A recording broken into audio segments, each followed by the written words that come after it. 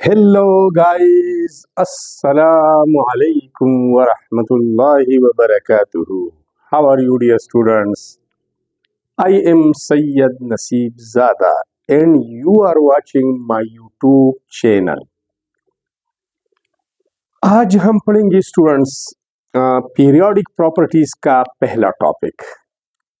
Periodic properties of elements which depends upon the period with change in period are known as periodic properties। तो आज हम पढ़ेंगे सबसे पहला वाला पीरियोडिक प्रॉपर्टी और उसका नाम है shielding effect. What is shielding effect? Effect का माना है असर। शील्ड कहते हैं डाल को, कवर को, प्रोटेक्शन को, स्क्रीन को। इसको स्क्रीनिंग इफेक्ट भी कहते हैं, स्क्रीनिंग इफेक्ट। ये क्या होता है? सबसे पहले इसको डिफाइन करते हैं। डिफिनीशन कुछ इस तरह है, the decrease in the attractive force between the valence electrons and nucleus due to the presence of electrons in the inner shells is called shielding effect. Simply, the decrease in the attractive force between nucleus and valence electrons due to the presence of inner shell electrons is known as shielding effect. It is also called screening effect. Simple इसका मतलब ये है कि ये है nucleus, इसमें proton होते हैं, इसके आउटर एरिया को हम शेल्स कहते हैं और उसमें बाकायदा इलेक्ट्रॉन्स होते हैं और वो गर्दिश करते हैं। ठीक है, ये तो आपको पता है ना। ये पहला शेल है, इसमें इलेक्ट्रॉन मौजूद है। ये दूसरा शेल है, इसमें भी इलेक्ट्रॉन मौजूद है और आपको पता है कि इलेक्ट्रॉन पर नेगेटिव चार्ज होता है।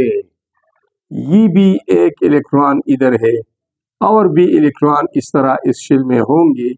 टोटल तो 8 आ सकते हैं, लेकिन डिपेंड करता है एटम पर के उनके साथ कितने हैं। नोबल गैसेस में तो 8 होते हैं। ठीक, 12 लिए इलेक्ट्रॉन। अब आते हैं इस डिफिनीशन की तरफ और वो ये है, न्यूक्लियस और इनवैलेंस इलेक्ट्रॉन। सबसे पहले ये बात नोट कर ले कि इसी शेल को कहते हैं वैलेंस शेल, इसको कहते हैं आउटर मोस्ट शेल, इसको कहते हैं लास्ट शेल। और इससे अंदर जितनी भी शेल्स हैं उनको कहते हैं इनर शेल्स। और ये जो न्यूक्लियस के बहुत करीब है इसको कहते हैं इनर मोस्ट शेल। ठीक है, और शेल में इलेक्ट्रॉन होते हैं। The electrons present in the valence shell are called valence electron. तो ये हमारे हाँ हो गई वैलेंस इलेक्ट्रॉन। ठीक है, अब न्यूक्लियस और वैलेंस इलेक्ट्रॉन के दरमियान अट्रैक्टिव फोर्स मौजूद होता है और इसी वजह से ये सर्कुलर मोशन करते हैं। ठीक है, अब ये क्या यहाँ पर क्या कहा गया है? ये कहा गया है कि जब न्यूक्लियस और वैलेंस शेल के दरमियान जो अट्रैक्टिव फोर्स होता है उसमें डिक्रीज आ जाए, the decrease in the attractive force between the valence electron and the nucleus, जब ये फोर्स कमजोर पड़ जाए, क्यों? वजह बता दिया गया है, due to the inner shell electron. Inner shell में जो इलेक्ट्रॉन होते हैं, ये वाला, ये वाला, ये है और ये, इसकी वजह से ये फोर्स ऑफ अट्रैक्शन ढीला पड़ जाता है, कमजोर पड़ जाता है। क्यों? इलेक्ट्रॉन मौजूद है तो होंगे ना, क्यों? इसीलिए कि इस इलेक्ट्रॉन पर नेगेटिव चार्ज है और इसी इलेक्ट्रॉन पर भी ये जो इनर इलेक्ट्रॉन है इस पर भी नेगेटिव है, ये इसको रिपेल करता है, ये भी इसको रिपेल करता है, इसके दरमियान भी रिपल्शन है और ये भी रिपेल करता है। तो ये न्यूक्लियस इस इलेक्ट्रॉन को दूर ले जाता है और जितना फासला बढ़ता है उतना ही न्यूक्लियस का इस पर इफेक्ट कम बढ़ जाता है, अट्रैक्टिव फोर्स कम हो जाता है। इसको शील्डिंग इफेक्ट कहते हैं। तो अब समझ गई ना कि इनर शेल में जितने इलेक्ट्रॉन ज्यादा होंगे उतना ही आउटर इलेक्ट्रॉन को रिपेल करेंगे और उतना ही न्यूक्लियस के साथ उसका अट्रैक्शन ढीला होगा, और इसी डिक्रीज इन अट्रैक्शन को तो हम शील्डिंग इफेक्ट बोलते हैं। तो उतना ही शील्डिंग इफेक्ट कम होगा। शील्डिंग इफेक्ट कहते हैं तो शील्डिंग इफेक्ट ज्यादा होगा। डिक्रीज इन अट्रैक्शन को शील्डिंग इफेक्ट कहते हैं। जितना डिक्रीज फोर्स ऑफ अट्रैक्शन में ज्यादा होता है, शील्डिंग इफेक्ट उतना ज्यादा होता है। असल में ये इनर शेल जो है और इलेक्ट्रॉन, ये आउटर इलेक्ट्रॉन और न्यूक्लियस के दरमियान एक शील्ड का काम करते हैं, एक डाल का किरदार अदा करते हैं। अब यहाँ पर एक और डायग्राम है, और ये डायग्राम ये है कि ये एक एटम है, ये न्यूक्लियस है। इसके पहले शेल में इलेक्ट्रॉन्स बाकायदा ये मौजूद है, इसकी दूसरे शेल में भी इलेक्ट्रॉन मौजूद है ये, और इसकी तीसरी शेल में इलेक्ट्रॉन मौजूद है जो मैंने यहाँ अरेंज किए हैं। अब ये तीसरी शेल में जो इलेक्ट्रॉन है ये न्यूक्लियस से दूर है। So these electron does not feel the full effect of positive charge of the nucleus. In electrons पर, इन वैलेंस इलेक्ट्रॉन पर न्यूक्लियस का अट्रैक्शन कमजोर होता है। ठीक है, और न्यूक्लियस के नजदीक जो पहले शेल में इलेक्ट्रॉन है, दूसरे में है, these electrons shield the outer electrons from the nucleus। ये इलेक्ट्रॉन इन आउटर इलेक्ट्रॉन को न्यूक्लियस से शील्ड करते हैं, उससे दूर भगाते हैं, उसके दरमियान एक डाल बन जाते हैं और न्यूक्लियस और इन आउटर इलेक्ट्रॉन के दरमियान अट्रैक्शन को कमजोर कर देते हैं, जिसको हम ही शील्डिंग इफेक्ट कहते हैं। ठीक है, अब शील्ड का माना है डाल का। अब यहाँ पर एक डायग्राम में बनाता हूं। अगर ये न्यूक्लियस है, ठीक है, ये न्यूक्लियस है, और अब ये एक शेल है, इसमें इलेक्ट्रॉन है। अब ये एक और एटम है, दूसरा है, इसमें दो शेल्स है, ये इसमें इलेक्ट्रॉन्स है और इसमें भी है। ये एक और न्यूक्लियस है, इसमें तीन शेल्स हैं, इस तरह। अब इनर शेल में इलेक्ट्रॉन तो होते हैं और ये आउटर शेल में भी इलेक्ट्रॉन्स मौजूद है। जरा देखिए, इसमें मैंने सिर्फ एक शेल को अरेंज किया, सिर्फ एक। इसमें दो शेल्स अरेंज किए, ये दो है, ये सर्कुलर होते हैं, मैंने हाफ अरेंज किए। इसमें भी तीन शेल अरेंज किए, ये, और आउटर शेल में इलेक्ट्रॉन है, इनर में भी ही, लेकिन यहां पर इनर शेल नहीं है। अब जरा देखिए केस नंबर 1, इसमें न्यूक्लियस और आउटर इलेक्ट्रॉन के दरमियान कोई स्क्रीन, कोई डाल नहीं है, कोई पर्दा नहीं है, तो इनके दरमियान डायरेक्ट अट्रैक्शन होता है, स्ट्रॉन्ग इंटरेक्शन होता है। अब अगर ये आउटर इलेक्ट्रॉन है तो इस आउटर इलेक्ट्रॉन और न्यूक्लियस के दरमियान एक शेल आ गया है, ये हाइल हो गया है, ये एक डाल है, ये एक स्क्रीन है। तो ये इन आउटर इलेक्ट्रॉन को न्यूक्लियस से स्क्रीन करेगा, छुपाएगा, और न्यूक्लियस का इस पर अट्रैक्शन कमजोर कर देगा।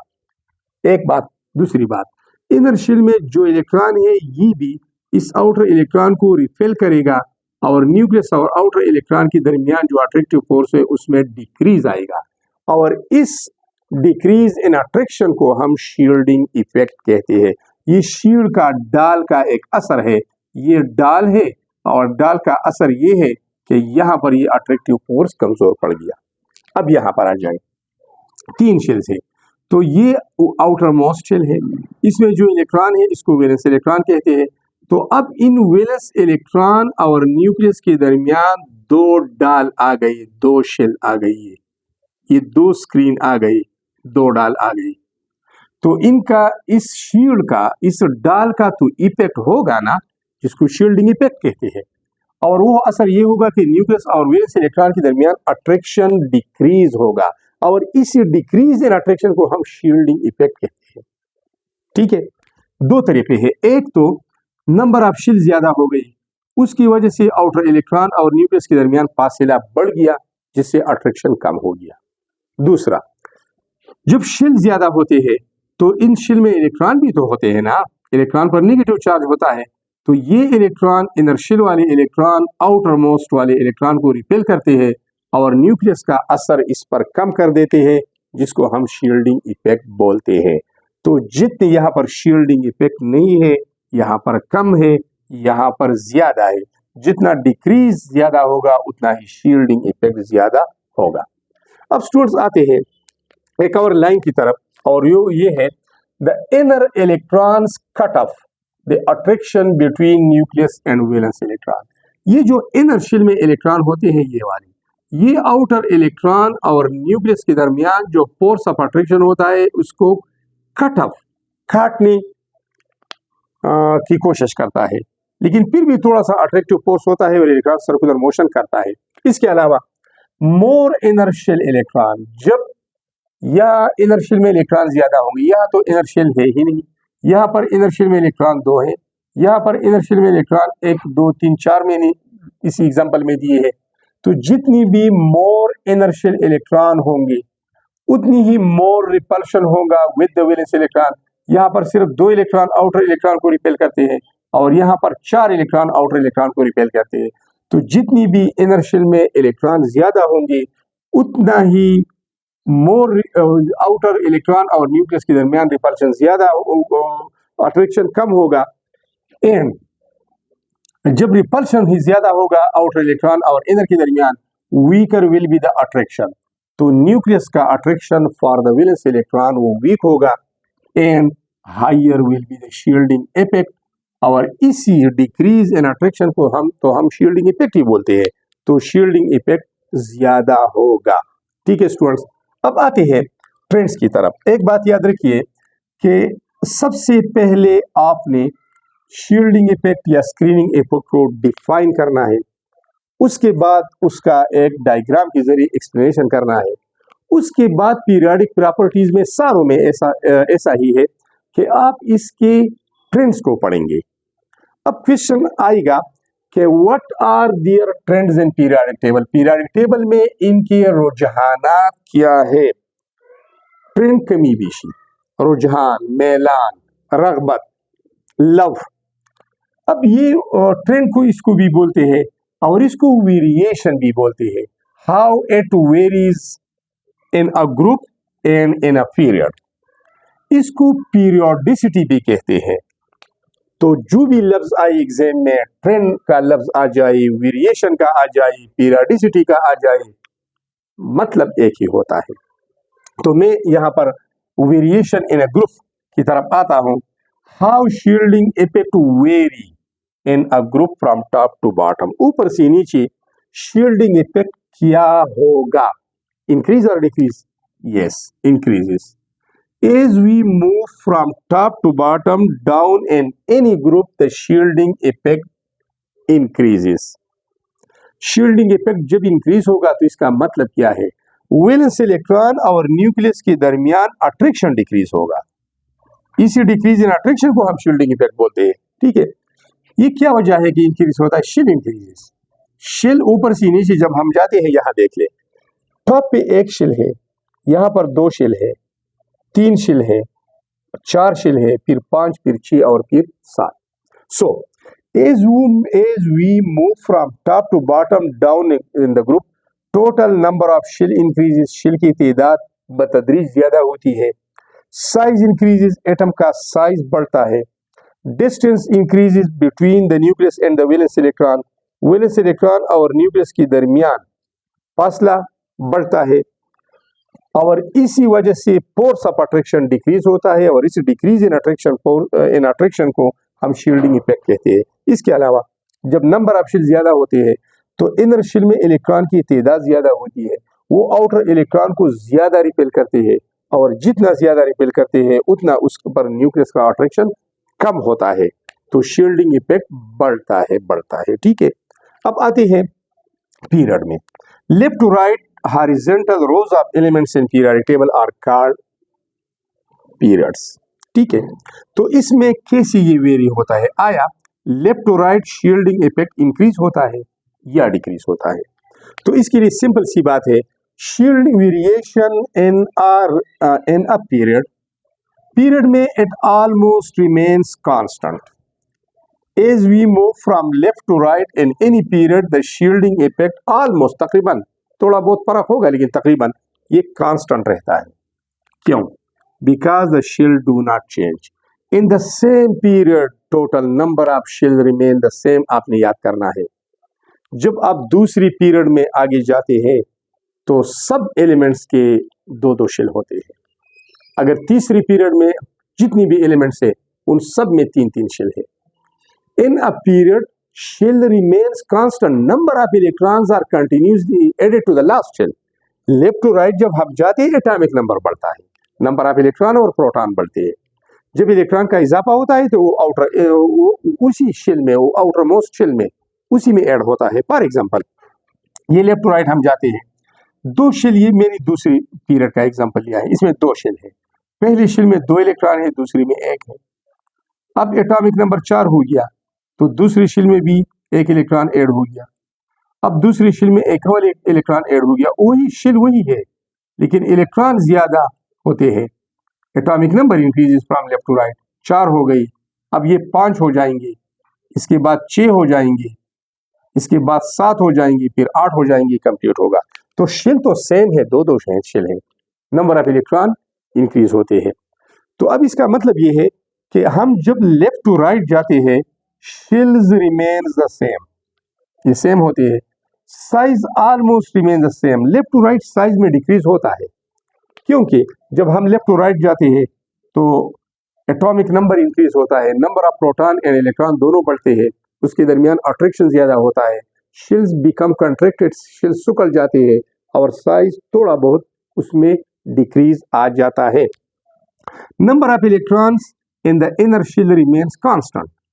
जब लेफ्ट टू राइट हम जाते हैं तो इनर शेल में इलेक्ट्रॉन कांस्टेंट रहते हैं, मतलब पहली शेल में यहाँ पर 2 इलेक्ट्रॉन है, इसकी भी 2 है, इसकी भी 2 है, यहाँ पर भी 2 है, तो इनर शेल न बढ़ते हैं न इनमें इलेक्ट्रॉन की तादाद ज्यादा होती है। तो इसी वजह से shielding effect almost remains constant as we move from left to right in any period. So students, these were all about the first periodic property, which is shielding effect, its definition, then a little bit explanation with the help of diagrams and examples, and then its variation in periodic table, that how it varies in a group and how it varies in a period. Thanks a lot for watching this video.